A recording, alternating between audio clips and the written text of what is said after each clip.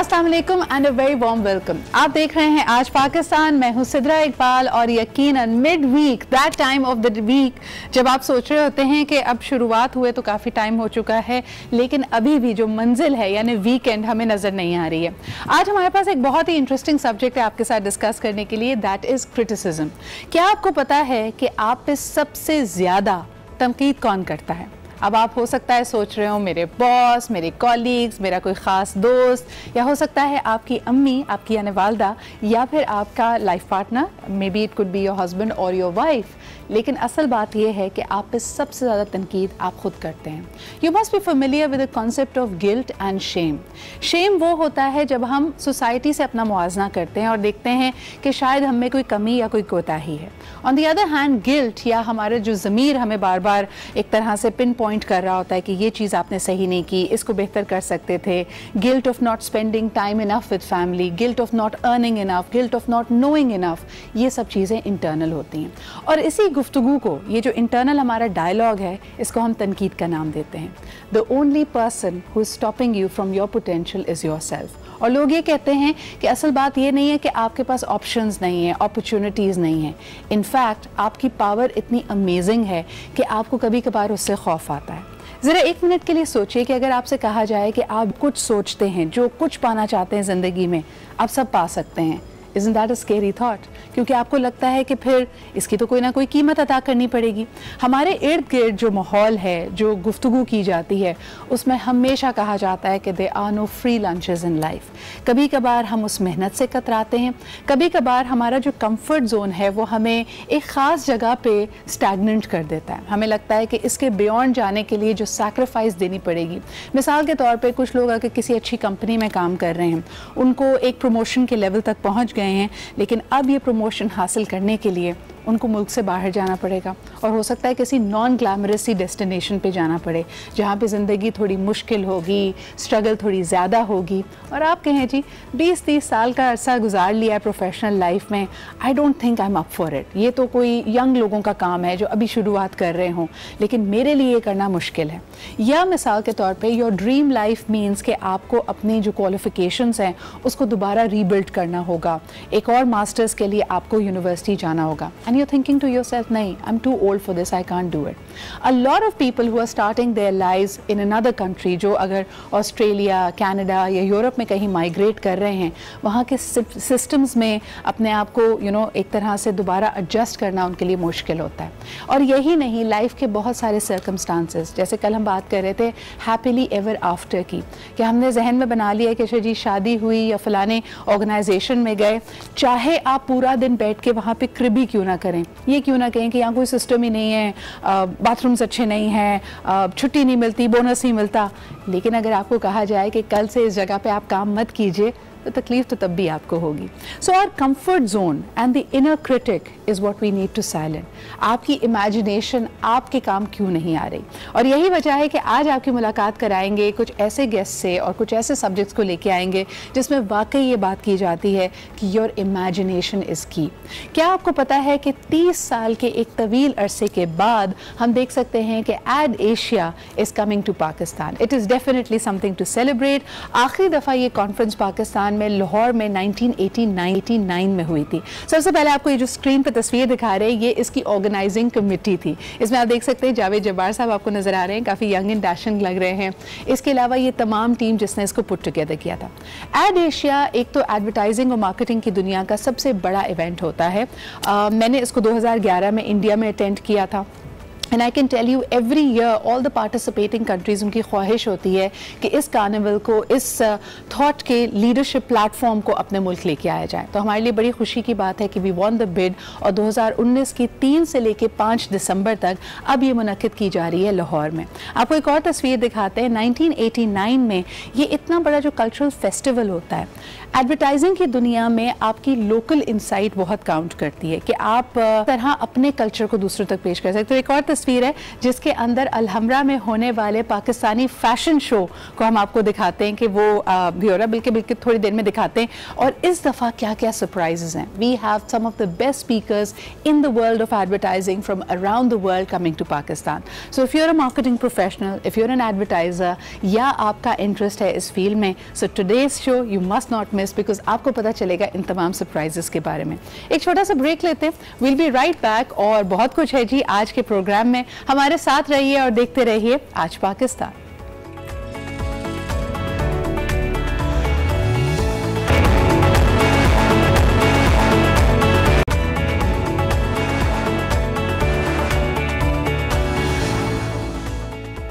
And welcome back. आप देख रहे हैं आज पाकिस्तान, और जिस तरह के हर अहम दिन के हवाले से हम आपकी आगाही, आपकी अवेयरनेस को बढ़ाने के लिए काम करते हैं। आपको बताते चलें कि कल वर्ल्ड डायबिटीज़ डे है और यकीनन उसकी आगाही होना बहुत ज़रूरी है। हमने अभी पिछले कुछ शोज़ किए जिसके अंदर बात की जा रही थी लाइफस्टाइल एंड वेलबींग की। Very young children are now acquiring diabetes, और ये एक लाइफ लॉन्ग कंडीशन होती है जिसको फिर उनको मैनेज करके चलना होता है। So what are some of the things that you can do to prevent it? Is it preventable? And secondly, अगर आपको डायग्नोज हो चुकी है डायबिटीज़, तो what are some of the things that you need to be mindful of? इस पर हम बात करेंगे, लेकिन आज हमारे साथ मौजूद होगी सनोफी एवेंटिस की टीम। सबसे पहले एक रिपोर्ट आपको दिखाते हैं, let's take a look. Diabetes is not a disease, it's a condition. My name is Cheena Chapra and I'm a mother of 3 amazing kids. मेरे 3 बच्चों में से 2 बच्चों को डायबिटीज़ है and type 1 diabetes. It was such a big challenge for me because हमारे लिए तो ऐसा हो गया था जैसे हमारे पे ना कोई आसमान टूट पड़ा है। When my daughter was 9.5, she was diagnosed and diagnosed भी ऐसे हुआ कि पूरी रात इसकी बस बाथरूम जाना, पानी पीना, बाथरूम जाना, एंड हम लोगों को समझ ही नहीं आ रहा था कि what happened. And then next morning we found out that she was 985 sugar level and she was admitted in a local hospital, private hospital, जहाँ मुझे डॉक्टर ने आके बस बोला, बेटी तुम्हारी बेटी को डायबिटीज़ हो गई है। एंड अपने ही बच्चे को आईसीयू में देखना was you have to be very positive. So positivity पैदा की अपने अंदर। I started taking control of things because being a type 1, उसमें आपको ना अपने शुगर लेवल्स बहुत मॉनिटर करने पड़ते हैं। फिर इनका स्लीपिंग हैबिट्स, इनका खाने का पैटर्न, उसको देखना was very very important. Both Aisha and Habiba are very unique in their own ways. Aisha was old enough to understand her condition, her feelings, her attitude, but Habib being a baby was very difficult. But slowly, after watching Aisha cope with it, he automatically fit into her style. Support system is very very important in having 2 type 1 diabetic kids in your family. First of all, एक तो कोई help नहीं करने वाला, और यहाँ हमारी specially Karachi में, हमारी कंट्री में there is no awareness हमने खुद करनी सीखी with the help of ourselves, with the help of books. इसमें स्कूल का सबसे बड़ा हाथ है because my kids went to a private school, और वहाँ being a mother I became a teacher as well. People think that it's the end of the world. It is not. It is such a manageable condition. So I started telling my children that you are the ambassadors. You are the ambassadors of type 1 diabetes. You have to talk about it.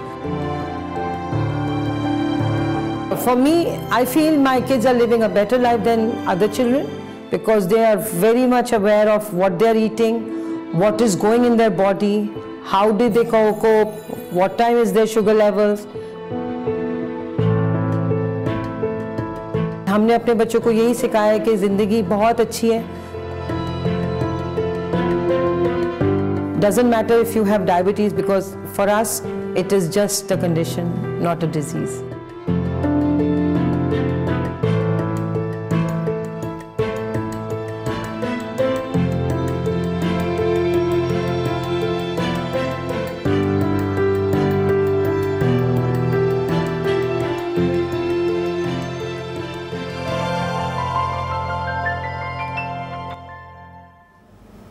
It is not a disease, it's a condition. That is the message when it comes to diabetes. जैसा कि हमने पहले भी कहा कि awareness इसमें बहुत important role play करता है. Sheena Chopra is a very dear friend and I remember having a discussion around this. मैंने उनका interview पहले भी किया था और आपको बताते चलें a part which was missed in this interview. Aisha, when she was, that horrible night that Sheena speaks about, कि पूरी रात उनकी तबीयत ख़राब रही, उनको समझ नहीं आ रहा था, and the doctor's clinic was to begin a few hours later. और काफ़ी लोगों ने उनको ये मशवरा दिया था कि आयशा की कंडीशन इज़ बेसिकली वीकनेस, बच्चे को वीकनेस ज़्यादा हो रही है, आप इसको फ्रेश फ्रूट जूसेस दीजिए. In fact on the way to the hospital, on the way to the clinic of the doctor, इन्होंने दे वर लुकिंग फॉर एक गन्ने की को ये ढूंढ रहे थे. And when she was actually taken into the hospital और उनका शुगर लेवल टेस्ट किया गया, वो 985 था. आप एक लम्हे के लिए इमेजिन कीजिए कि if she would have found a गन्ने की जूस की दुकान और उन्होंने जूस पी लिया होता, that could have been fatal for her. So understanding the condition and the awareness is extremely important. आज हमारे साथ मौजूद है सनोफी एवेंटिस की टीम. हमारे साथ हैं Laila Khan, who is the head of external affairs at Sanofi, और आप ही के साथ तशरीफ़ रखते हैं Asim Jamal, who is the general manager at Sanofi. Thank you very much for both of you for being here. Thank you for having us. Laila, मुझे सबसे पहले बताइए कि there are so many people who probably have this condition लेकिन awareness नहीं है, test नहीं कराते, इसी तरह की बात चीज़, यानी कॉमन सिम्टम्स हमें पता भी है कि सडनली आपका वेट ड्रॉप करना, आपका ब्लैडर कंट्रोल कम हो जाना, you need to urinate regularly and frequently. इसके बावजूद लोग चेक क्यों नहीं करते अपने आप को? एक तो चेक नहीं करते क्योंकि हमारी कुछ साइकी होती है कि जो हो रहा है होने दो, as long as I don't know about it तो ठीक है. और वो ये नहीं रियलाइज़ करते कि देन कॉम्प्लिकेशन सेट इन, और कॉम्प्लिकेशंस इसकी बहुत सिवियर है, और जबकि उसका बचाव बहुत ईजी है बिकॉज ये एक बहुत ही मैनेजेबल कंडीशन है. अगर आप अपने आप को चेक कराएं और डॉक्टर के हिदायत के मुताबिक आप अपनी कंडीशन मैनेज करें, जो भी डॉक्टर चाहे ऑरल मेडिकेशन दें, इंसुलिन दें, वॉक करने को कहें, ऑब्वियसली डाइट कंट्रोल करने को, लेकिन एक तो लोग पहले चेक नहीं कराते, फिर कई दफ़ा डॉक्टर की हिदायत नहीं फॉलो करते, किसी टोटके पे लग जाते हैं और फिर कॉम्प्लिकेशंस सेट इन हो जाती हैं, and that's a big issue. A lot of parents are also worried कि अगर बच्चे को, जिस तरह शीना बता रही थी कि टाइप 1 डायबिटीज़ डायग्नोस हो जाती है आसिम साहब, how can the health care company be a partner with the family in this journey? Because देखिए लाइफस्टाइल मॉडिफाई करना है, लेकिन जो भी दवा दी गई है उसको बच्चे के हिसाब से हमारे कल्चरल एफिनिटीज़ और फैमिली लाइफ को देखते हुए किस तरह, what is the responsibility of the health care company? देखें, ये जो हेल्थ केयर का ओवरऑल इशू है, to me it's like a partnership. और इस पार्टनरशिप में एक फरीक मरीज़ होता है, दूसरा फरीक हेल्थ केयर प्रैक्टिशनर होता है, और तीसरा फरीक जो है वो फार्मास्यूटिकल कंपनीज होती हैं. अच्छा, आपने जहाँ तक बात की कि रोल क्या है फार्मास्यूटिकल कंपनीज का, सनोफी में हमारा बिलीव ये है कि एज ए कंपनी हमारा रोल सिर्फ दवा बनाना नहीं है. There is much more beyond the manufacture of medicines. What it entails, medicine is one part, जो हमारा मैनिफेस्टो है, 4 चीज़ों पे बिलीव करते हैं जी. Medicine is one part, integrated solutions specially in case of diabetes, education and access. अच्छा, इसमें अगर एजुकेशन पे हम तवज्जो दें और अवेयरनेस क्रिएट करें, जो आपने अभी पूरी एनेक्डोट शेयर की हमारे साथ कि 980 या कितना उसका ब्लड शुगर थी, and they were looking for गन्ने का जूस पी लें तो वो ताकत आ जाएगी बच्चे में. तो वो अगर एजुकेशन क्रिएट करें ना कंपनी, फॉर एग्जांपल सनोफी में हमारे call centre which is available every day, we have a dedicated team of diabetes educators across Pakistan. वो educators they work with the physicians, and with the consent of the physician and the patient, they go to the patient's residence and help them be aware about the diet, the kind of exercises they can take up. They help them take their medication, especially जब insulin लेने की बात आती है तो insulin को किस तरह से लगाना है, कहाँ लगाना है, तो ये सारी चीज़ें बड़ी इंपॉर्टेंट है और कंपनी का बहुत रोल है इसमें। बिल्कुल। आसिम साहब, एक सवाल आपसे करना चाहूँगी कि you know, in my ideal world everybody will have universal access to medicine and best health care practices. जब आप एक्सेस की बात करते हैं, I am very glad to know that it is one of your key principles and pillars. Access में affordability भी आती है। लॉट ऑफ पीपल से कि we are aware of the condition but access to the medicine और insulin, because it's a life long condition, monitoring भी इसमें होती है, उसकी अफोर्डेबिलिटी को बेहतर बनाने के लिए हम क्या कर सकते हैं? बहुत अच्छा सवाल किया आपने, और ख़ास तौर पर once you are on insulin you have to be on insulin for life and there is no better treatment than insulin. एक तो ये लोगों का बड़ा ख्याल है कि हम जब तक दवा टैबलेट खाते रहें किसी तरह से इंसुलिन की तरफ ना आए, ये बड़ा तो इस हवाले से हम क्या कर सकते हैं एज ए कंपनी, हम क्या कर सकते हैं? Obviously we know that this is out of the pocket country, जहाँ पे मैं और आप सभी अपनी जेब से दवा खरीद रहे होते हैं। So recently we have launched an initiative where we call it, I won't name the product's name of course, but let's call it insulin आसान प्रोग्राम। और इंसुलिन आसान प्रोग्राम का कॉन्सेप्ट सिर्फ ये है कि हमारी एक इंसुलिन है जो कि अवेलेबल है, and if a patient comes to a physician और वो पेशेंट उस इंसुलिन को अफोर्ड नहीं कर सकता up to a certain level, for example अगर उसकी प्राइस 100 है और मरीज कहता है कि जी मैं इसको 50 तक अफोर्ड कर सकता हूँ, so there is a possibility that the patient through the healthcare physician can register him or herself into that program and will provide the insulin to that patient at his or her doorstep at a subsidized rate. At a subsidized rate. Wonderful. Laila ji, आप बताएं इसमें what can the policy makers do? We know that the Prime Minister Imran Khan has at a number of occasions spoken about, you know, कि इसमें भी मसावात होनी चाहिए, हर शख्स के पास access to चाहिए. What are the policy makers thinking? How, as a health company, are you working with them to again make it more accessible? Be it diabetes, be it lifestyle. क्योंकि इसमें आगे ही अभी हम देखते हैं कि प्राइम मिनिस्टर इमरान खान कई दफ़ा malnutrition की बात करते हैं. Child obesity is a thing. हमारे यहाँ कोई check and balance नहीं होता. Yes, it's a condition और उसको prevent आप as such नहीं कर सकते. But look at the amount of sugar our kids are consuming. यानी जो हमारे पास colas हैं and biscuits हैं and all the junk food that is out there, we are not keeping a check on the ingredients, the contents of it.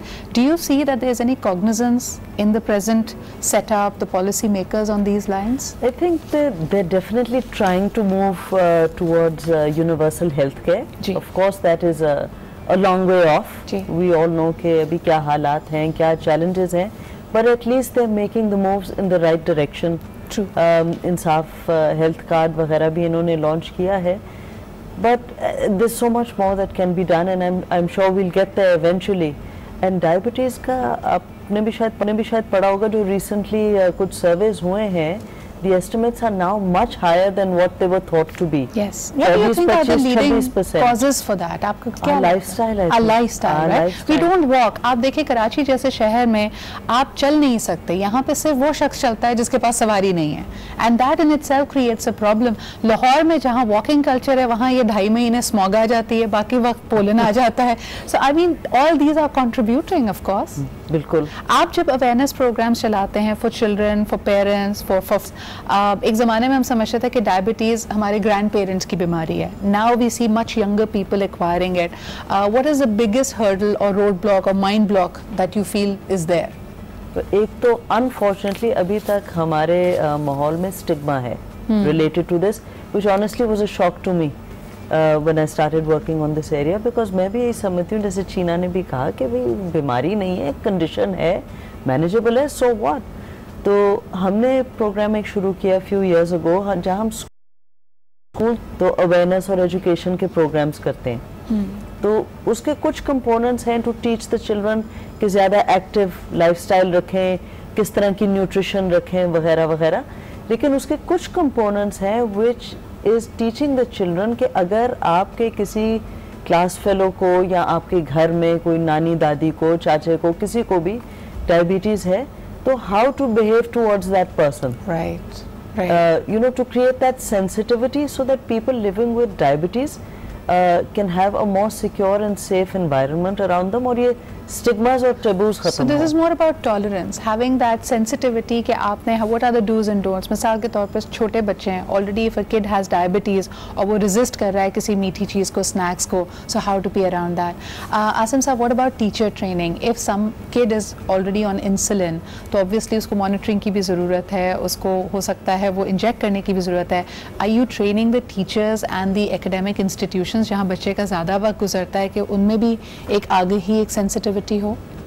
जी बिल्कुल, इसमें as such कोई holistic programme तो हमारे पास नहीं है which is specifically targeting the teachers, लेकिन जो kids programme की लैला ने बात की उसमें when we go and interact into a particular school, तो उसमें ना सिर्फ ये कि उन बच्चों के साथ इंटरेक्ट करते हैं बल्कि टीचर्स भी मौजूद होते हैं और उन टीचर्स को कुछ जो बेसिक कॉन्सेप्ट्स हैं, जो बेसिक इंफॉर्मेशन है अबाउट द डिजीज वो प्रोवाइड करते हैं, जिसमें ये तमाम चीज़ें भी शामिल होती हैं. सही. कई स्कूल्स में हमने देखा है स्कूल नर्सेज होती हैं, उनके साथ भी हम then we have a session on this, और टीचर्स को भी टू द एक्सटेंट के कई दफ़ा हमारे साथ ये हमने एक्सपीरियंस किया, टीचर्स ने कहा कि ओ आपके सेशन के बाद मैंने सच एंड सच बच्चे के पेरेंट्स को कहा कि इसको टेस्ट कराएं. हमने कहा क्यों? कि वो हर वक्त बाथरूम जाने को कहता था. Teachers sometimes are the first whistleblowers, क्योंकि आप बच्चा इतना टाइम उनके साथ वो रियलाइज नहीं कर रही थी. बिल्कुल बिल्कुल. अच्छा, दूसरी चीज़ मुझे बताइएगा, जिस तरह हम डायबिटीज़ द डिजीज इटसेल्फ के साथ स्टिग्मा की बात कर रहे हैं, इंसुलिन के साथ क्या स्टिग्मा अटैच्ड है? What is it that people, जो आपने भी बात की कि दवा ले लें, इंसुलिन नहीं लेनी, वो क्या एक माइंड ब्लॉक है?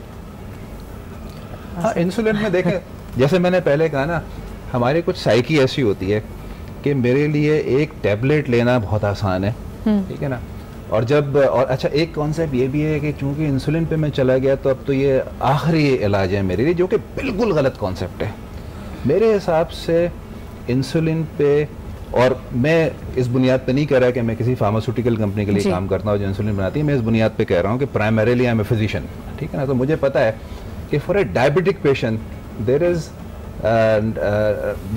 isn't a better treatment than insulin. तो इंसुलिन पे जितना जल्दी चले. अब आपने स्टिग्मा की बात की, सबसे बड़ा स्टिग्मा ये है कि वो इंजेक्शन लगाना पड़ेगा. अब वो इंजेक्शन वगैरह का दौर ख़त्म हो गया, अब डिवाइसेस आ गई हैं, अब वो पेन की तरह की डिवाइसेस आ गई हैं. सोलो स्टार एक हमारे डिवाइस है, award winning, it's very easy to use, और उसमें प्रिक महसूस भी नहीं होता आपको, वो आप जेब में लगा के चले जाएं. मैंने अक्सर लोगों को देखा है वो शादियों में, पार्टीज़ में खाना शुरू होने से 15 मिनट पहले वो जाते हैं साइड पे, वो लगा लेते हैं. It's very easy, it's manageable. It's manageable. सही. अच्छा, एक आखिरी सवाल आपसे करना चाहूँगी लैला. हमारे यहाँ जिस तरह आपने कहा कि डिजीज़ के साथ जब हम स्टिग्मा अटैच करें, so many young people are getting diabetes. हमारी कुछ cultural ties, and I have had this conversation with several diabetes patients. मुझे ये बताइए कि शादी ब्याह के मामले, लड़की को अगर पता है कि टाइप 1 या टाइप 2 डायबिटीज़ है, आर पीपल फोर्थ कमिंग, या उनके जहन में कोई ख्याल है, कोई वसवसा है कि भाई खुदा न खासा फैमिली लाइफ कैसे होगी, will she able to bear children और नॉट? आई मीन उस तरह के भी हमारे कयास सराइयाँ होती, तो उसको थोड़ा सा वाजे कीजिए. अनफॉर्चुनेटली थोड़ा बहुत है, but I think it's time to break the myths.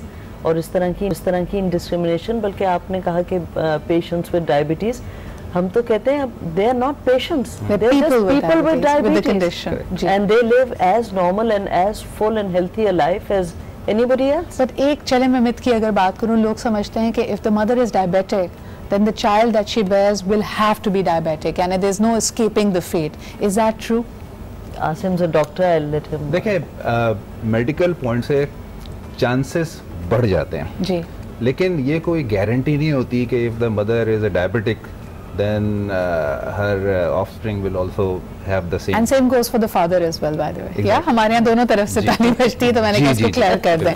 बहुत बहुत शुक्रिया आसिम साहब and Laila for being here. These are myths. This is just a condition, just like any medical condition, और इसको मैनेज किया जा सकता है. अब आपके पास वो मौके, वो अपॉर्चुनिटीज़, वो हेल्थ केयर मौजूद है, और ख़ास तौर पर जिस तरह इसकी अफोर्डेबिलिटी की बात की गई, इन्होंने यहाँ पर मेंशन किया आसिम साहब ने, आसान इंसुलिन प्रोग्राम. सो प्लीज़ अपने इलाज मुआलजे में और डायबिटीज डायबिटिक अगर आप हैं, इस कंडीशन को मैनेज करने के लिए जो फैसिलिटीज़ अवेलेबल हैं उसमें कोताही मत कीजिए, अपने शुगर लेवल्स को मैनेज कीजिए, अपनी डाइट और अपनी लाइफस्टाइल को बेहतर कीजिए। और ख़ास तौर पे एक और बात मैं यहाँ कहना चाहूँगी, इंसुलिन लेने के बाद लोग समझते हैं कि सारी चीज़ें अब हमारे लिए ओके हो गई हैं, हम वॉक करें ना करें और कुछ भी खा लें। That is also not the right attitude. If you are on insulin you still have to follow the protocol that is advisable for a healthy life. इसी के साथ लेते एक छोटा सा break, will be right back.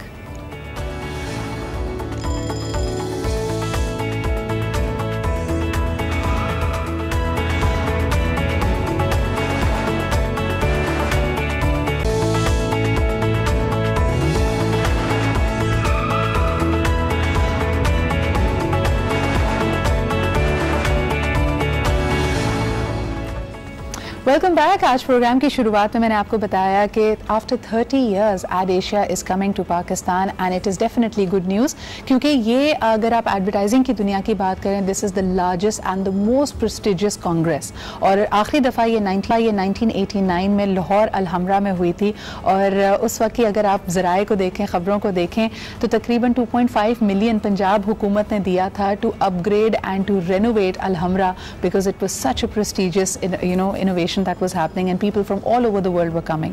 इस दफ़ा के बारे में आपको बताएं कि 2019 की जो थीम ऐफा ने डिसाइड की है वो है celebrating the Asian creativity and advertising. So इसको सेलिब्रेशन का नाम दिया गया है और इसका खूबसूरत सा लोगो आप देख सकते हैं जिसमें एशियन कलर्स तो हैं ही और साथ साथ उसके अंदर आपको एक पाकिस्तान की झलक भी नजर आएगी। This logo has been design by Shahzad Nawaz and है वो पाकिस्तान के एक रीगल पास्ट को, the way we look at advertising, our distinct flavour को भी ये नोटिफाई करता है। साथ साथ एडवर्टाइजिंग की दुनिया को भी अगर आप देखें, the marketing is really changing by leaps and bounds. मुझे अच्छी तरह याद है जब 2011 में मैं एड एशिया दिल्ली में मैंने पार्टिसिपेट किया था। We went with a big delegation from Pakistan and at that time I was running my own PR company, so there was so much learning. This spoke about how culture, sports, cinema, even crime plays a part in designing that narrative around it. लेकिन अब हम उसको मजीद 8 साल अगर fast forward करते हैं तो इसमें एक डिजिटल का आंसर, सो का answer, the way the millennials actually look and process information and that call of advertiser. So it's going to be definitely a hub of things. और आज इसी को डिस्कस करने के लिए हमारे साथ मौजूद हैं the chairman of ad Asia 2019 Sarmad Ali. अस्सलाम वालेकुम सरमद, बहुत बहुत शुक्रिया यहाँ पे मौजूद होने का। मेरे ख्याल में आखिरी दफ़ा आपसे मुलाकात हुई थी at the PAS awards where we both gave away the trophy together to one of the advertisers. Right. क्या हाल चाल है आपके? So you've been busy. I see a lot of movement around propagating. हम देख सकते हैं कि जितने ये बायनली होता है तो पूरी दुनिया में एडवर्टाइजर्स को रिझाना, बताना, पाकिस्तान बुलाना एक 30 साल के लंबे अरसे बाद हो रहा था। मुश्किल था सरमद साहब लोगों को मुतवज्जा कराना? काफ़ी मुश्किल था, इसलिए कि जब आप पाकिस्तान की बात जाके बात करते हैं जी, तो एक माइंडसेट है पाकिस्तान के हवाले से अनफॉर्चुनेटली जिसको तोड़ने की ज़रूरत पड़ती है। और इसीलिए हमने जब इसको बिड किया था 4 साल पहले, तो हमने कहा कि हमें वो पाकिस्तान दिखाना है जिसको जब तक आप आके एक्सपीरियंस नहीं करेंगे आपको पता नहीं चलेगा। आप पाकिस्तान अगर वेस्टर्न मीडिया की नज़रों से देखेंगे तो वो एक डिफरेंट पाकिस्तान नज़र आएगा जिसके अंदर आपको गन टॉटिंग लोग नज़र आते हैं, but that is may be hardly 0.5% of the population. और जो वो हर आदमी बात करता है कि जी आपके यहाँ प्रॉब्लम्स हैं, आपके यहाँ इश्यूज़ हैं, तो वो क्या है? वो एक एरिया है जो शायद अफगानिस्तान को बॉर्डर करता है और the rest of the country is totally different. And but it's a brilliant opportunity to showcase the real country. The real positive face of Pakistan. Absolutely. मुझे ये बताइए कि मुझे याद पड़ता है I went to the one in Delhi, लेकिन उससे पहले गालिबन 2004 या 3 में ये जयपुर में हुआ था। 2003 में जयपुर में हुआ था and it was the talk of the whole fraternity. Reason being कि उसमें culture भी है, बाकी चीज़ें, और आपके मैं देख रही थी the way you're planning, the vision is to surpass that experience, that cultural experience, and of course Lahore being the hub of it. तो क्या क्या expect कर सकते हैं हमारे delegates when it comes to those flavors of Pakistan? देखिए बहुत सी चीज़ें expect कर सकते हैं। सबसे पहले तो पाकिस्तानी food expect कर सकते हैं। The kind of food that Pakistan has वो मेरे ख्याल में unmatchable है। Absolutely. ठीक है, वो मसालों से भरा हुआ है, हॉट है, but the I think it's any meat lovers delight. Yeah, I think it's any meat lovers delight. The Pakistani cuisine is excellent. So of course Pakistani cuisine expect करेंगे, पाकिस्तानी कल्चर करेंगे। आपको जो हमारी इवनिंग्स हैं उसके जो ओपनिंग नाइट है that is at Hazuri Bagh which is the Lahore fort, और जो उसका बैकड्रॉप है that is the gate of the fort itself. तो वहाँ पे आप को पाकिस्तानी फूड, पाकिस्तानी कल्चर आप एक्सपीरियंस करेंगे। उसके बाद the second night is at Minar Pakistan, वहाँ पे ऑब्वियसली एक्सपीरियंस करेंगे। Then the food street itself, the food street is up on the calling. इसके अलावा आपको बताते चलें a brilliant production is going to be set up, जिसका नाम ही है जी लाहौर लाहौर है। तो थिएट्रिक्स को आप एक्सपीरियंस कर सकते हैं। You will get to see the havelis, I mean the glorious Mughal past and of course the modernism of today. तो I think this is really where the two worlds meet. और साथ साथ the lineup of speakers is absolutely mind blowing. इस वक्त आपकी screen पे चल रहा होगा, Richard Quest is coming and of course we have Randi Zuckerberg is going to be there, some brilliant names from around the world. बल्कि आपको at this point let us also show you Richard Quest as he's coming to Pakistan. तो उन्होंने Ad Asia 2019 in Lahore के बारे में क्या कहा? Let's take a look.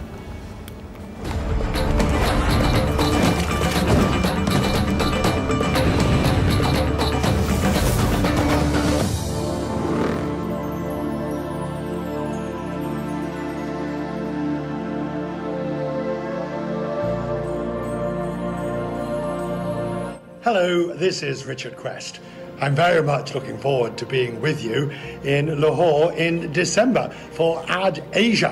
Now, it seems a long way off, but time flies and there's plenty of time to get ready. See you then. We look forward to extending a warm, cordial welcome in order that you look at the unique cultural ambience of Lahore, its history, and most of all, its people, and the bustling, thriving sector of media, advertising, and marketing.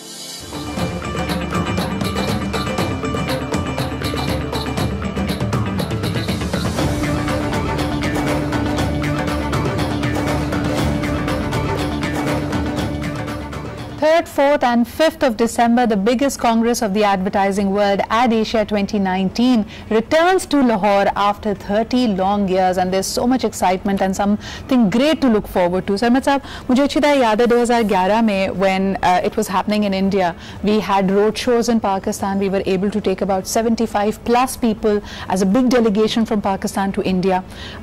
India से हमें पता चला है कि delegates इस सफर नहीं participate कर रहे हैं. Unfortunately, इंडिया का नॉर्मली बहुत बड़ा कंटिजेंट होता है जिस भी एड एशिया या एडवर्टाइजिंग कांग्रेस में हम जाते हैं, लेकिन अनफॉर्चुनेटली इस दफ़ा ऑल्दो हमारे यहाँ से वीज़ा फॉर्मेलिटीज़ वगैरह तमाम हमने पूरी कर दी थी, and we are inform our colleagues in India के visa will not be an issue, but unfortunately they have chosen not to. ये हम कहते हैं ना जियोग्राफिक टेक्टोनिक प्लेट्स इस वक्त हिल रही हैं। तो हमने देखा कि एक वक्त ऐसा गुजरा कि पाकिस्तान से a lot of multinational companies saw it as one big conglomerate, और पाकिस्तान में जितने एड्स चलते थे वो इंडियन एड्स की ही एक वर्जन हुआ करते थे। फिर हमने देखा कि कॉस्ट ऑफ प्रोडक्शन को देखते हुए पाकिस्तान की ज़्यादातर प्रोडक्शंस थाईलैंड में होती थी। अब हाल ही में the whole shift has happened and a lot of Pakistani ads are being made in Turkey instead. तो आने वाले दिनों में हमारा ऑब्जेक्टिव क्या है? Are we trying to direct people to Pakistan, get their ads and things made over here? हम चाह रहे हैं कि हम ज़रा cost effective destinations को explore करें. What are the trends that you're foreseeing? I think ज़्यादातर कमर्शियल थाईलैंड में बनती थी, उसके बाद एक ज़माने में इंडिया में कमर्शियल्स हमारी बहुत बनती थी, उसके बाद थाईलैंड में बनना शुरू हुई, उसके बाद मलेशिया में बहुत बनी, टर्की में बन रही हैं। आई थिंक इवेंचुअली ये एक पूरा सर्कल है जो वापस आ रहा है। पहले हमारे पास पाकिस्तान में कमर्शियल्स हम लोकली बनाते थे, उसके बाद इंटरनेशनल कमर्शियल्स बनाने का ट्रेंड आया। I think we are returning back to Pakistan and the commercials will be shot and produced in Pakistan. And some very strong story के देखें कि ज़रा सा अभी एक change आया है कि Indian content, Indian ads and the ambassadors are banned in Pakistan, and we suddenly see the surge of creativity. हम अपने चेहरे देख रहे हैं, अपने से ज़्यादा करीब कहानियाँ, story telling, messages देख रहे हैं। इस ट्रेंड को आप healthy समझते हैं समझ साहब? वह हमें बहुत healthy है, इसलिए कि इससे आपकी इंडस्ट्री खुद ब खुद प्रमोट होगी। क्योंकि हमारे यहाँ एक ये था कि हम इंडियन टैलेंट को हम अपने कमर्शियल्स में यूज़ कर रहे थे, बिकॉज इंडियन डायरेक्टर्स को हम यूज़ कर रहे थे, तो वो तो हमारे डायरेक्टर्स पूरे इकोसिस्टम, चाहे आप लाइटिंग क्रू की बात करें, चाहे आप सिनेमेटोग्राफर्स की बात करें, एवरीबडी गेट्स करेंगे, बिल्कुल क्रिकेट की तरह है जी, जितने इंटरनेशनल मैचेस और सीरीज खेलेंगे उतने ज्यादा आप बेहतर होते चले जाएंगे। एक ब्रेक लेते हैं, वापस आएंगे, सरमद साहब से पूछेंगे कि if marketing professionals, students want to participate in this, क्या उनके लिए कोई डिस्काउंट भी है, and how do you actually register. Editions आ रही होंगी, if you are not physically there, इसकी डिजिटल मैनिफेस्टेशंस आप देख रहे होंगे। All the speakers who are participating, इनकी स्पीचेस, इनकी वीडियोस विल बी अवेलेबल, तो आप ऑनलाइन भी लॉग इन कर सकते हैं। ऑल दैट एंड मोर एक छोटे से ब्रेक के बाद।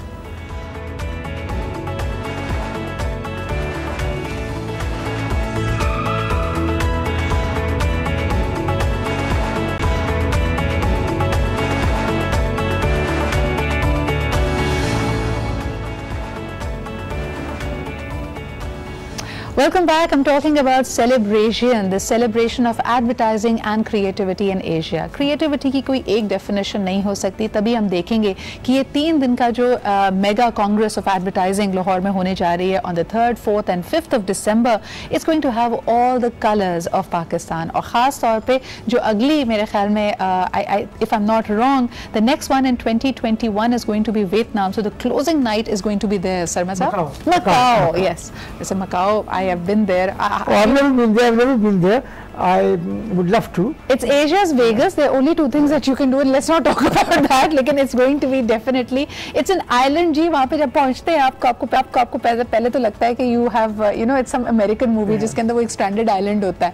लेकिन आपसे मैंने पूछना था कि you being the chairman, and I'm sure all of this has been a project of passion, and a lot of hurdles have come through. What are you most excited about? I think one thing that I'm really excited about is that this is an opportunity for us to showcase Pakistan, as we talked about earlier also, because otherwise there is not much to talk about Pakistan. Yes. The speakers who are coming in are probably coming in for the first time. People like Richard Quest, Martin Sorrell, Randy Zuckerberg, they're coming for the first time. They don't even know what Pakistan is. And these are people we used to read about, like Sir Sorrell. Yeah, they're opinion makers, they're opinion makers, they're opinion leaders. Yes. So when they go back, they talk about Pakistan. Yes. If Quest goes back and talks positively about Pakistan, that will change the total perception about Pakistan. Well, Quest means business. He should be shooting like a series over here. We should at least say Quest means Pakistan. Absolutely, absolutely. And similarly, Randy, she, as you know, she's Mark Zuckerberg's sister, and she was the chief executive of Facebook till recently, till about and Facebook itself has completely changed the way advertising is done in the modern day. यानी इतना ज़्यादा complete algorithm data mining की जहाँ बात की जाती है कि अगर आप अपनी ही मिसाल लें, मेरे ख्याल में आपने कम से कम 8-6 साल का अरसा तो Facebook पे गुजार लिया, तो आपकी likes, dislikes, आपकी movement, सब चीज़ें उनके पास हैं. उस पे tailor made करके advertising करना ये ऐसा trend है जो Facebook lead कर रहा है. And look at Pakistan. I think what is said is millions of people are there. 85% of the people who are on Facebook, by the way, are men. So let's see okay, what are the men thinking. Maybe that's what Randy is going to focus on. So I think Randy जब बात करेगी तो she'll talk about what is actually happening in this digital world. तो अपने experience से बात करेगी. वो बात करेगी कि उसने फेसबुक किस तरीके से फेसबुक में ये सब कुछ हुआ, और अब किस तरीके से वो जो अपनी कंपनी ज़करबर्ग मीडिया चला रही है वहाँ पे वो क्या कर रही है, किस तरीके से वो अपने लेसन्स जो भी उसकी लर्निंग्स है वो किस तरीके से आगे पास ऑन कर सकती है. And similarly Martin Sorrell is someone that we've always looked up to. Yes. And he even when he was in WPP, although Pakistan was a very important market for WPP, he never came to Pakistan. So he's coming to Pakistan for the first time. So all these people, Quest हो गया, Randy हो गई,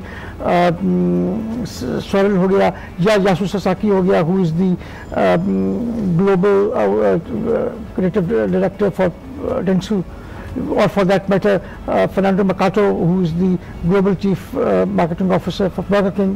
Burger King की presence है पाकिस्तान में, but these people are coming for the first time to Pakistan, so they'll actually experience the flavors of Pakistan and the impact it makes. I mean, and they'll go back as ambassadors of Pakistan. So that is actually what excites me, and I think that is what we need to communicate, not only to people who should come and register. The Pakistani delegates who should register, Pakistani corporates, Pakistani multinationals of the local companies that this is an opportunity for us to showcase Pakistan. You are missing out. You have to be part of this opportunity. And the whole narrative of storytelling, I feel कि जिस तरह अभी आप बात कर रहे थे, the younger people, the millennials, how you speak to them has changed. So it is an opportunity to learn from the world's best कि वो किस तरह कर रहे हैं इस चीज़ को. When the means are different, techniques are different. आप कई दफ़ा देखते होंगे कि जी digital campaign तो चलाई, लेकिन वो impact, वो और कई चीज़ें बिल्कुल ही unicorns होती हैं, out of it do so well.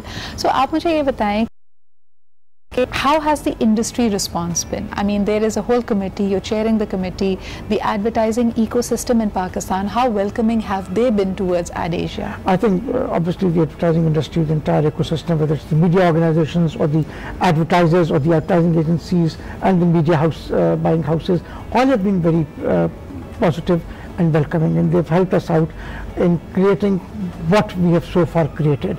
And I'm looking forward to more support from them, because it is not it's a Congress for Pakistan, Congress for each one of us. True. So if the Congress succeeds, each one of us succeeds. मुझे बताएं, आपने 4 साल पहले AdAsia Lahore 2019 के लिए bid किया था. Can we expect maybe a Karachi AdAsia 2025? Can we be working towards it? 2023 के लिए जो bid है, that's from Seoul, Korea, वो बिड करने आ रहे हैं. उसके बाद हम जाके देखते हैं कि हम क्या कर सकते हैं. मे बी 2025 के लिए हम देख सकें, और मे बी इस्लामाबाद के लिए भी देखा जा सकता है. I really want to put Karachi, because this is where the hub of our filmmaking is happening. The industry is here. When do we put it on the map? I think 2025, 2027. ऐसे गुजर जाएगा कि पता भी नहीं चलेगा. 6-7 साल.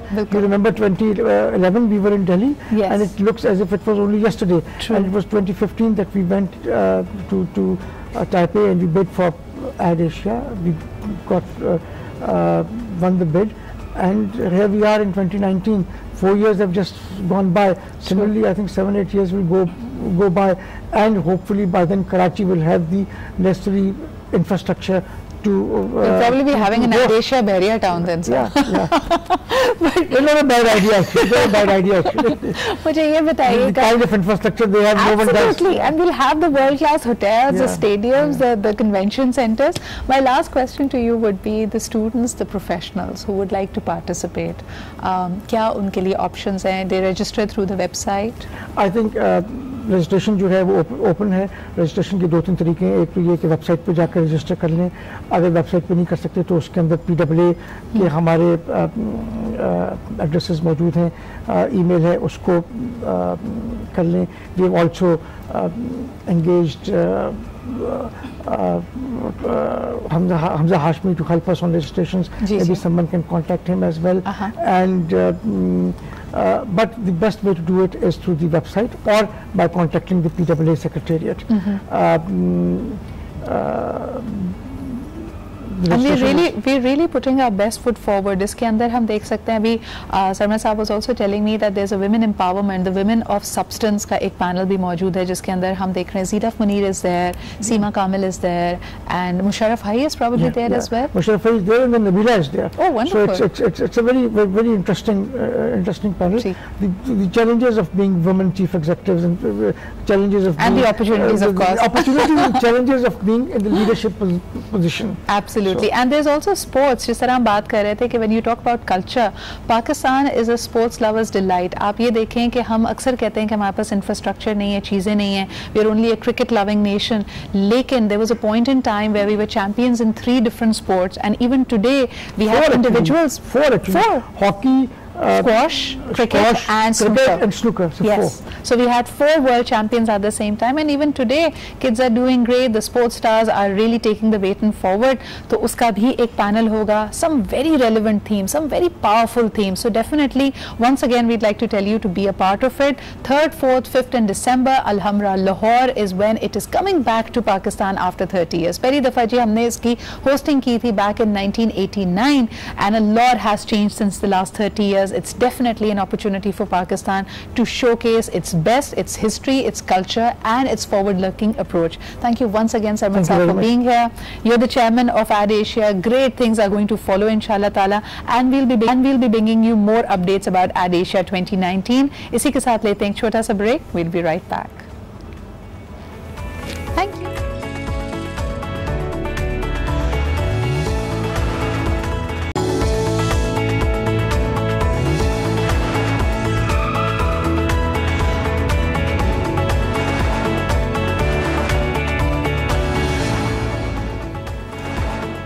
Welcome back. और जिस तरह के आपको मैंने कहा था कि आज की हमारी जो बिग डिस्कशन है, it is going to be about तनकीद। यानी हम अपने सबसे बड़े क्रिटिक्स हैं। हमें लगता है कि हमारे घर वाले, हो सकता है हमारे पेरेंट्स या हमारा स्पाउस हमें सबसे ज़्यादा क्रिटिसाइज़ करता है, but it is really that internalise voice. अक्सर में जो आपको बचपन में जो आपके वीक पॉइंट्स डेवलप हो चुके होते हैं, यानी अगर आपको लगता है कि ज़्यादा टोका आपको गया है आपकी लुक्स के बारे में, आपकी क्लमजी होने के बारे में, जिम्मेदार ज़्यादा हो जाओ, वो आवाज़ आपकी कहीं नहीं जाती, एंड देयरफॉर आप एडल्टहुड में आप अपने आप को कई दफ़ा गिल्टी महसूस करते हैं। You try to people please, in fact you go beyond the call of duty only because आप चाहते हैं कि लोग आपको पसंद करें। आप माने या ना माने, जहां आप ये अच्छे बनने की एक्टिंग कर रहे हैं, this is basically to also control other people's opinion about you।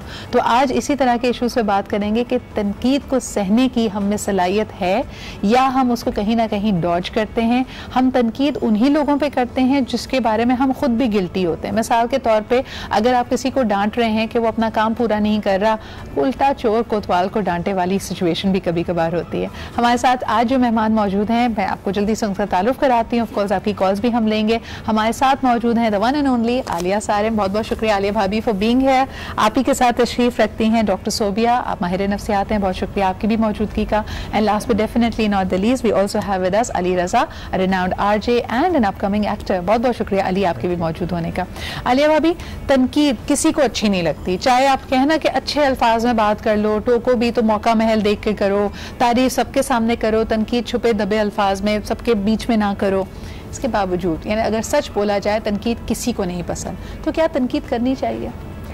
जो पॉजिटिव तनकीद है, तनकीद बराए तनकीद नहीं है, वो करनी चाहिए। अल्फाज बहुत ज़्यादा अच्छे रखने चाहिए। तनकीद और नसीहत में थोड़ा सा फ़र्क है। तनकीद के बजाय अगर उसको नसीहत के ज़ुमरे में ले आएँ तो ज़्यादा मुनासिब है, लेकिन नसीहत के लिए भी मुहावरा ये है कि ना कर नसीहत ना से मुझे दिल मेरा घबराए है, समझू हूँ उसे दुश्मन जो मुझे समझाए है। बिल्कुल। तो ये सारी चीज़ें जहन में रखते हुए और आज के दौर को जहन में रखते हुए बहुत ज़्यादा ये लेग पुलिंग और गॉसिप ये चीज़ें क्यों हुई? क्योंकि तनकीद बहुत ज़्यादा बढ़ गई और तनकीद बराए तनकीद बढ़ गई, वो लोगों ने बर्दाश्त नहीं की, फिर लोगों ने गीबत शुरू कर दी। लेकिन आलिया भाभी, इसमें दो एलिमेंट्स आते हैं। एक, नंबर वन, हम जिसको कहते हैं फ्रीडम ऑफ एक्सप्रेशन। हमने अपना राइट समझ लिया, जो चीज़ हमें नहीं पसंद, पहले तो हम लिहाज में, मुरव्वत में उसमें खामोश हो जाते थे कि दूसरे का मामला है। अब हम ये हक समझते हैं कि हम बुलंद व बांग तरीके से उसके बारे में एहतजाज करें, नंबर वन। नंबर टू ये कि अगर हम कहें कि हम किसी से मुखलिस हैं, कोई हमारा दोस्त है और वो कोई गलती करने वाला है, तो उस वक्त हमारी जिम्मेदारी क्या है कि हम उसको रोकें, उसको तनकीद करें, उसको समझाएं, या वो जो कर रहा है उसको करने दें? नहीं, हम उसको समझाना तो हम पर फर्ज है अगर वो हमारा दोस्त है, लेकिन हमें ये भी पता होता है कि सामने वाला कहाँ तक बात सुनेगा और कहाँ बात नहीं सुनेगा। हम तो इतनी छोटी छोटी बातों पे तनकीद कर देते हैं कि देखो उसने चूड़ियाँ बहुत रंगीन पहनी है, उसकी उम्र देखो और उसकी चूड़ियाँ देखो, या उसका लिबास देखो, या उसके कलर्स देखो जो वो पहनता है या पहनती है। देखिए, आप जो कलर्स पहनते हैं ना, उससे आपकी पर्सनालिटी शो होती है। जो जिंदा दिल है उसको ब्राइट कलर्स अच्छे लगेंगे, या और जो भी जिस तरह से भी सोच है किसी की। लेकिन कुछ ऐसी चीजें होती हैं जिससे सोसाइटी को फर्क पड़ता है। जिन चीजों से सोसाइटी को फर्क पड़े, आपको फर्क पड़े, उन पे तो बात करना बहुत जरूरी है, क्योंकि अगर हम तनकीद नहीं करेंगे तो गलत चीजें उसी तरह चलती चली जाएंगी। कई दफा गलत चीज इसलिए भी रुकती है कि पता है कि सामने से तनकीद आएगी। अच्छा, ये तो गलत चीजों की बात है ना। हम जरा टोका टाकी की बात कर लेते हैं, जिसको आम अल्फाज में कहते हैं कि बस जी बिला वजह की चिक चिक चिक चिक वाली बातें। क्या कहेंगी इसमें डॉक्टर सोबिया कि हमने हाल ही में बहुत सारे जो गर्ल्स ग्रुप्स हैं उसमें हमने एक हैशटैग देखा, रैंडम आंटी अटैक। और इसमें हम देखते हैं कि यंग लड़कियां actually they are scared of sitting in a family gathering, कि कहती है भाई किसी भी बात पे खामखा की तनकीद आती है। यानी एक लड़की ने, एक खातून ने अपना एक्सपीरियंस शेयर किया कि उनका एक प्रीमेच्योर बेबी हुआ, बेबी की कुछ हेल्थ कंडीशंस थी, उस बेचारे को जॉन्डिस था, उसको फोटो लाइट्स में रखा गया, उससे जाहिर सी बात है बच्चे का जो कम्प्लेक्शन है वो खराब होता है। और वीकनेस, आई थिंक कम्प्लेक्शन और उसकी वैनिटी पे तो माँ की उस वक्त सोच ही नहीं जाती, उसकी हेल्थ सबसे बड़ी कंसर्न होती है। कहते हैं जब बच्चे को लेके घर वापस आए, चाचा मामी फुप्पा फुप्पी ने मिला तो उसमें रैंडम अटैक शुरू, अरे ये तो काफी काला है, ये तो कमजोर है, हालांकि उनको सारी हिस्ट्री पता थी कि बच्चे के साथ क्या गुजरी है। And this is obviously very painful for the mother. ऐसी तनकीद का इंसान सामना कैसे करे? बेसिकली देखिए, तनकीद जो है एक जो समझने की ज़रूरत है हमें, क्योंकि तनकीद जैसे आप खुद भी बात कर रहे थे अभी कि पॉजिटिव भी हो सकती है, नेगेटिव भी हो सकती है। हमें ये देखना चाहिए कि तनकीद कर कौन रहा है और क्यों कर रहा है, क्योंकि जो तनकीद करता है उसके कुछ अंडरलाइंग रीजंस हैं। या तो वो पाना चाह रहा है, सोशल कंट्रोल के लिए कर रहा है, या वो सामने वाले को अपना कॉम्पिटेंट समझ रहा है कि वो उसका कॉम्पिटिटर है और वो उस कॉम्पिटिशन को जो है न्यूट्रलाइज करने की कोशिश कर रहा है, हावी हो रहा है, हावी होने की कोशिश। तो बाजुकात यानी अगर आपको लग रहा है कि सामने वाला जो है वो आपसे, उसकी जो कॉम्पिटेंस आपसे ज्यादा है, वो आपसे ज्यादा अट्रैक्टिव है, उसके अंदर ज्यादा एबिलिटीज है, तो आप सिचुएशन को कंट्रोल करने के लिए यानी अपनी पावर एक्सर्ट करने के लिए आप क्या करते हैं कि आप एकदम से कोई ना कोई ऐसा जुमला बोल देते हैं जो सामने वाले को एकदम से डाउन कर देता है। उससे क्या होता है कि आपकी अपनी नीड फॉर पावर जो है या नीड फॉर कंट्रोल जो है वो फुलफिल हो रही है। तो तनकीद वो लोग करते हैं जो आपके साथ लेवल अप नहीं कर पा रहे, आपको नीचे करते हैं, और कहीं ना कहीं अपनी कोई अंडरलाइंग फीलिंग्स ऑफ इनएडिक्वेसीज होती है ना जिंदगी में। आपने खुद महरूमियां देखी हैं, कहीं ना कहीं अपने अंदर कमी महसूस हो रही है आपको, अब वो कमी दूसरों पे प्रोजेक्ट करते हैं, यानी वो दूसरों में देखते हैं आप, क्योंकि खुद तो आप नहीं उसको एक्सप्रेस कर पा रहे, लेकिन आपको एहसास जरूर है कि कहीं ना कहीं आप खुद इनएडिक्वेट हैं, आप खुद एहसास से कमतरी का शिकार हैं। वो एहसास से कमतरी का शिकार आप दूसरे लोगों के ऊपर प्रोजेक्ट करते हैं, दूसरों में नजर आती है आपको। Doctor Sophia, let's take it a step forward. जब कोई मुझ पर तनकीद कर रहा है, जिस मामले में मैं अपने आप को बहुत कॉन्फिडेंट और बहुत स्ट्रॉन्ग फील करूंगी, आप चाहे मुझ पर कोई भी यानी ब्रूटल तरीन अल्फाज में तनकीद करें, मुझे फर्क नहीं पड़ेगा, लेकिन तनकीद और उसकी तकलीफ मेरे ख्याल में आपको ये इंडिकेशन दे रही होती है कि आप खुद कहाँ अपने आप को वीक पा रहे हैं। वेरी ट्रू, क्योंकि कहीं ना कहीं अगर सामने वाला उसको टेकन कर रहा है ना, एब्जॉर्ब कर रहा है, तो उसका मतलब है कि उसके अंदर भी कहीं ना कहीं कोई कमी है, तभी वो जो है जुमले आ रहे हैं, इनको हम उनको ले रहे हैं और उन्हें एब्जॉर्ब भी। मेरे एक मिसाल के तौर पे एक बहुत खूबसूरत लड़की है, बहुत समझदार, बहुत इंटेलिजेंट भी है, अगर कोई उसकी इंटेलिजेंस पे उसको कहे कि बहुत तुम इंटेलिजेंट हो, या अगर कभी कह दिया जाए कि तुम बेवकूफ हो, शी विल नॉट बॉदर। लेकिन अगर वो अपनी लुक्स के बारे में कॉन्शियस है और किसी ने उसकी लुक्स पे कोई तनकीद कर दी तो बात मैं आपने जो की उसके हवाले से करूंगी, क्योंकि मेरे साथ ऐसा हुआ। अभी आप बच्चे के हवाले से बात करेंगे, हम बहुत सारी चीज़ों को तनकीद समझते हैं। मेरा कॉम्प्लेक्शन मेरी फैमिली में सबसे डिम है और मुझे इस चीज़ की कभी कोई मलाल नहीं है, ये मैं बता दूं। मैं बहुत कॉन्फिडेंट हूँ, अल्लाह ने जैसा बनाया बेहतरीन बनाया, लेकिन लोग तो कंपैरिजन अपने तौर पे करते हैं। मेरा बेटा पैदा हुआ तीसरा वारिस, तो उस वक्त जैसे वो बाहर आया तो मेरी अपनी अम्मा ने कहना शुरू कर दिया कि इसका रंग कैसा है, ये तो बहुत डार्क है बहुत। तो मुझे फील हुआ, क्योंकि जो आपने कहा ना एक चीज़ आप सुनते रहते हैं तो आपके जहन में होती है, तो मेरे जहन में ये था कि शायद मेरे बेटे को मेरी वजह से कुछ ऐसा कहा जा रहा है। तो मैंने उन्हें कहा मेरा बेटा है, मेरी तरह है, जैसा भी है बहुत खूबसूरत है। लेकिन वो तनकीद नहीं थी, मेरे बेटे के ब्रेन को, चेहरे को ऑक्सीजन नहीं मिल रही थी जब उसके बर्थ का टाइम था। तो वो नीला जैसे बच्चा, वो नीला हो गया था, वो इतना नीला हो गया था कि वो काला हो गया था। बात वो ये कि कभी कोई चीज तनकीद नहीं होती, लेकिन हम क्योंकि सेंसिटिव हुए होते हैं तो हम उसको तनकीद समझते हैं। बहुत अच्छा हुआ कि मेरी वालदा मेरे कहने के बावजूद कहती रही नहीं इसका चेहरा बहुत काला है, बहुत काला हो रहा है। ये दो अल्फाज थे, काला है और काला हो रहा है। कभी कभार यानी जो तनकीद करने वाला होता है उसको पता नहीं होता कि वो एक्सप्रेस कैसे करे, वो आपकी तवज्जो कहीं दिलाने की कोशिश नहीं कर रहा था। वो कह तो वही रही थी जो सच था कि इसका चेहरा आम बच्चों की पैदाइश से ज्यादा डार्क क्यों हो रहा है, लेकिन क्योंकि मेरे जहन में था कि शायद मेरी औलाद कंपैरिजन, तो मैं वो सोच रही थी। यकीन जानिए इमरजेंसी में डॉक्टर को बुलाया गया, फिर उसके बाद उसको इंक्यूबेटर में रखा गया, और अगर सिर्फ मेरी वालदा ये सब ना कहती और हम एक्शन नहीं लेते तो उस बच्चे की जिंदगी को खतरा था। तो आप हर वक्त इतने कॉन्शियस मत हुआ करें कि आप पर तनकीद ही हो रही है, कई दफा कोई चीजें सच होती हैं। यानी अपने आप को पर्सनली अटैक्ड फील ना करें। एक कॉलर हमारे साथ है, उनसे बात करते हैं। हेलो, अस्सलाम वालेकुम। जी, आबिद रज़ा बात कर रहा हूं। क्या हाल चाल है आबिद साहब? बहुत बहुत शुक्रिया कॉल करने का।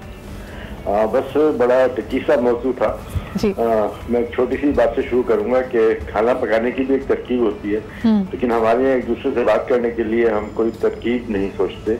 ना अदब, ना लिहाज, ना अखलाक, ना किसी का दिल दुखाने का ख्याल, बस जो मुंह में और दिमाग में आया, और अपनी काबिलियत को कतन ख्याल नहीं रखते कि हम खुद कितने काबिल हैं, हम खुद कितने गोरे काले खूबसूरत हसीन हैं। सही। मगर हम दूसरों को बिल्कुल एक तेज शार्प एज से काट देते हैं। और दूसरा आप ये भी नोटिस करें आबिद साहब कि हाइंडसाइट हमेशा 20/20 होती है, यानी कोई अगर गलती हो गई है और उसके बारे में बात करके तनकीद की जा रही है तो उस वक्त बेहतरीन नसीहतें सामने आती है कि तुम्हें ऐसे नहीं ऐसे करना चाहिए था, हालांकि जो एक्चुअल मोमेंट गुजर रहा होता है उस वक्त आपको बेहतरीन समझ आया, आपने वही किया होगा। बिल्कुल। अच्छा, मेरे ऊपर आज तक जितनी भी तनकीद हुई, मैंने चंद सेकंड में ये सोच लिया कि ये तनकीद मुझ पर जो की गई है उसकी अहमियत क्या है और उससे मेरी सेहत पे कितना फर्क पड़ रहा है। तो या तो मैंने उसको डिस्कार्ड कर दिया या अपने आप को इम्प्रूव कर दिया। बहुत बहुत शुक्रिया आबिद साहब कॉल करने का। यही आज का बेसिक जो बैलेंस है ना। अली मुझे बताएं कौन सी तनकीद को डिस्कार्ड करें और किसको सीरियसली लें, इसको जज करने का क्राइटेरिया क्या होना चाहिए? It is very simple. You just have to control your feelings, emotions and the mind. The basic aspect is the mind. अब मिसाल के तौर पे मैं आपको अपनी मिसाल देता हूँ। मैं वेट फौरन बढ़ा लेता हूँ अपनी मर्जी से और मैं वेट फौरन कम कर लेता हूँ। मेरे अपने घर में, यार तुम 4 साल पहले देखो कैसे थे, अब तुम मोटे हो गए हो, तुम्हें फील्ड में काम कैसे मिलेगा, तुम्हारे साथ ये होगा, तुम्हारे साथ वो होगा। मैंने कहा मॉम, जब मुझे पतला होना होगा मैं हो जाऊंगा, क्योंकि मेरे साथ बाकी एस्पेक्ट्स कनेक्टेड थे। I did not divert. मैं एक चीज की वजह से लॉ को नहीं छोड़ सकता, दूसरी चीजों को नहीं छोड़ सकता। आई वॉज इनटू मूवीज, क्योंकि मैं जाहिर सी बात है खुद भी सीखना था बनाना। अली क्या ढीठ हो जाए, यानी कोई कुछ भी बोले हमें फर्क ही ना पड़े, या उसके अंदर से पिक एंड चूज करे कि हाँ यार ये थोड़ी पते की बात है। पिक एंड चूज, क्योंकि इफ यू असेस योरसेल्फ, और अगर आपको पता, अगर मिसाल के तौर पे मैं कोई भी एक मॉड्यूल में अपने लॉ के मैं सफर कर रहा हूँ, हाँ। और मुझे कोई कह रहा है कि यार तुम सफर कर रहे हो, तो फिर आई शुड असेस कि मैं कहाँ सफर कर रहा हूँ और मैं उसकी हेल्प लूँ। अब जिस तरह आपने थोड़ी देर पहले बात की कि बहुत सारी लड़कियों को जो रंग पे जो है अपने तनकीद नहीं लेके जाती क्योंकि उन्हें पता है वो कैसी हैं, दैट्स अ पॉजिटिव एस्पेक्ट। लेकिन उसमें एक एस्पेक्ट माइन्यूट सा और भी आ जाता है, वो ये कि अगर वही चीज कोई ऐसा करीबी पर्सन बोल रहा है तो वो लड़की कितनी भी बड़ी शहजादी है। तनकीद से साथ साथ कौन तनकीद कर रहा है ये भी बड़ा अहम हो जाता है। दुनिया अगर कुछ भी बोले, अक्सर आप देखिए तनकीद करने वाले यानी जो सहने वाला है उसका गिला ये होता है आपको ही नहीं कहना चाहिए था, अपनी वालदा के पास जाके या अपने हस्बैंड के पास जाके सारे लेकिन आपने नहीं कहना था। पर डॉक्टर सोबिया, डिफेंसेस तो ऊपर जाते हैं, यानी हम में से हर शख्स जो तनकीद करे, कभी हम ब्रेव होने की कोशिश करते हैं, कभी हम रो पड़ते हैं, कभी हम बिल्कुल खामोश हो जाते हैं। करना क्या चाहिए उस वक्त? बेसिकली देखिए, वो वाली बात है कि आप पे जब जिसने भी कहा है, कौन कर रहा है और क्यों कर रहा है, वो मैं ऑलरेडी यानी कौन कर रहा है पे बात हो चुकी, क्यों कर रहा है उस पर भी हम बात कर चुके हैं। पहले तो आप ये देखें कि जो आपको कहा गया है, ठीक है, वो कहा क्या गया है, यानी वो आपसे रिलेट भी करता है या नहीं, आप वैसे हैं भी या नहीं। यानी बेसिकली हमारी जो सेल्फ एस्टीम होती है या हमारा अपने बारे में जो इमेज होता है वो 2 लोगों की वजह से बनता है। एक हम अपने बारे में क्या सोचते हैं और एक हमारी जो सोशल सराउंडिंग्स हैं और जो उसमें सिग्निफिकेंट अदर्स यानी वो खास लोग जिनसे हम कनेक्टेड फील करते हैं वो हमारे बारे में क्या सोचते हैं। ये 2 राय मिलके हमारी अपने बारे में राय बनती है। हमारा सेल्फ के भी ये 2 पार्ट्स हैं। अच्छा, बड़ी अहम बात यह कि अभी तक हमने एक्सटर्नल तनकीद की बात की, लेकिन जैसे मैंने प्रोग्राम की शुरुआत में कहा था, हमारी इंटरनल तनकीद, आप कई लोगों को देखते होंगे जो फैसले नहीं ले पाते, जो अपने ही किए हुए फैसलों से खुश नहीं होते। उसमें छोटी से छोटी चीज़ भी हो सकती है कि शॉपिंग करके आए, पहले तो एक चीज़ पसंद आई थी, फिर आके खुद ही उसकी बुराइयां निकाल रहे हैं। तो जो अपनी तनकीद होती है उस लूप को कैसे तोड़े? एक और कॉलर से बात करते हैं। हेलो, अस्सलाम वालेकुम। वालेकुम सलाम मैडम, अस्सलाम वालेकुम। खैरियत है? जी जी, फरमाइए। जी, आपका प्रोग्राम बहुत अच्छा है और हम बड़े शौक से देखते रहते हैं। Thank you. और आज का जो प्रोग्राम जो है ये तनकीद के हवाले से, तो उससे मैं कुछ अर्ज करना चाहूँगा। जी फरमाइए। वो ये है कि जब आदमी किसी पे तनकीद करता है और उंगली उठाता है तो 4 उंगली जो है अपनी तरफ भी होती है उसकी, दूसरी की तरफ होती है, 4 अपनी तरफ होती है। कभी अपने आप पे खुद आपने तनकीद की है? जी, अपने आप पे खुद तनकीद की है, यानी जहन में सोच रहे हो कि ये काम मैंने इतना अच्छा नहीं किया जितना मैं कर सकता था? बिल्कुल, कई दफा की है। कई दफा की है? बिल्कुल की है। और मैं एक शेर अर्ज करना चाहता हूँ कि तनकीद मत करो कि जमाना खराब है, चुपचाप दोस्तों का चलन देखते चलो। बहुत बहुत शुक्रिया सर कॉल करने के लिए। एक ब्रेक की तरफ हम बढ़ते हैं। इंटरनल तनकीद, अपनी तनकीद से कैसे छुटकारा हासिल करें, इस पर बात करेंगे एक छोटे से ब्रेक के बाद।